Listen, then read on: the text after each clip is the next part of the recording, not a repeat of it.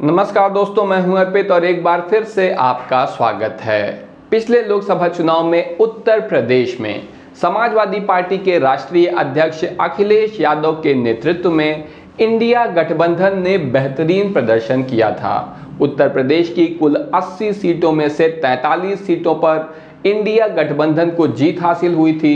वहीं यूपी की सभी 80 सीटों पर जीत का दावा करने वाली भारतीय जनता पार्टी मात्र 33 सीटों पर सिमट कर रह गई थी और उसके पूरे एनडीए के कुनबे को 36 सीटें मिली थी कुल मिलाकर। ऐसे में आप समझ सकते हैं कि कितना अच्छा प्रदर्शन रहा था सपा के लिए। लेकिन अब सवाल ये है कि क्या समाजवादी पार्टी और इंडिया गठबंधन आने वाले विधानसभा चुनाव में भी उत्तर प्रदेश में अपने पिछले प्रदर्शन को दोहरा पाएंगे?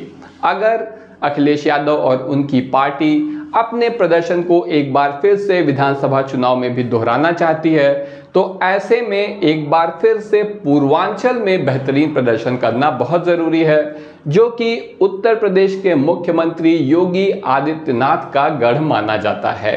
ऐसे में पूर्वांचल में अखिलेश यादव को दो बड़े नेताओं का साथ मिला है और ये नेता हैं रघुराज प्रताप सिंह उर्फ राजा भैया और पल्लवी पटेल। अगर बात करें राजा भैया की तो भले ही उनके सियासी करियर का ज़्यादातर समय समाजवादी पार्टी के साथ बीता है, लेकिन पिछले कई सालों से वो भारतीय जनता पार्टी का समर्थन कर रहे हैं और पिछले लोकसभा चुनाव में भी वो एनडीए में शामिल होकर चुनाव लड़ना चाहते थे।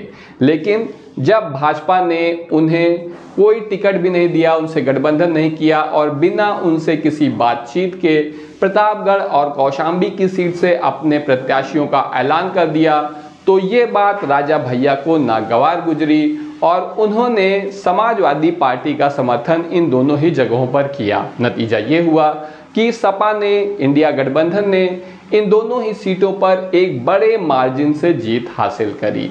अब सवाल ये भी पूछा जा रहा है कि क्या राजा भैया एक बार फिर से अखिलेश यादव का समर्थन करेंगे या वो वापस भारतीय जनता पार्टी के साथ चले जाएंगे। वहीं दूसरी तरफ पल्लवी पटेल समाजवादी पार्टी के साथ थी। उन्होंने सपा के टिकट पर साइकिल चुनाव चिन्ह से सिराथू विधानसभा सीट से भारतीय जनता पार्टी के कद्दावर नेता और उप मुख्यमंत्री केशव प्रसाद मौर्य को विधानसभा चुनाव में हराया था। लेकिन राज्यसभा चुनाव के ठीक पहले उनकी सपा से दूरी बढ़ने लगी। उन्होंने सपा का साथ नहीं दिया इस चुनाव में और अंत में ओवैसी के साथ जाकर लोकसभा चुनाव में पीडीएम नाम का एक नया गठबंधन बनाया और 1.5 दर्जन से अधिक प्रत्याशी अखिलेश यादव को टारगेट करते हुए, उनकी पार्टी को टारगेट करते हुए उतार दिए।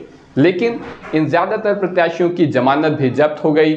ऐसे में पल्लवी पटेल अब ये बात समझ चुकी हैं कि वो अकेले दम पर या ओवैसी के साथ के दम पर ज़्यादा कुछ हासिल नहीं कर सकती हैं। अगर आने वाले उपचुनाव में भी वो सपा का साथ नहीं देती हैं तो ऐसा माना जा रहा है कि अखिलेश यादव उनके ऊपर कार्रवाई कर सकते हैं, क्योंकि वो विधायक हैं समाजवादी पार्टी से, समाजवादी पार्टी के सिंबल पर लड़कर जीती हैं। वहीं राजा भैया वो निश्चित रूप से आने वाले वक्त को समझ रहे हैं और वो अखिलेश यादव के साथ ही जाना चाहेंगे आगामी विधानसभा उपचुनाव में, क्योंकि जैसे रुझान आए हैं, जैसे नतीजे आए हैं लोकसभा चुनाव के, उससे ये बात बिल्कुल स्पष्ट है कि भारतीय जनता पार्टी की सरकार की उल्टी गिनती शुरू हो गई है। इस बारे में आपका क्या कहना है? कमेंट सेक्शन में ज़रूर बताएं। आज के लिए बस इतना ही। धन्यवाद।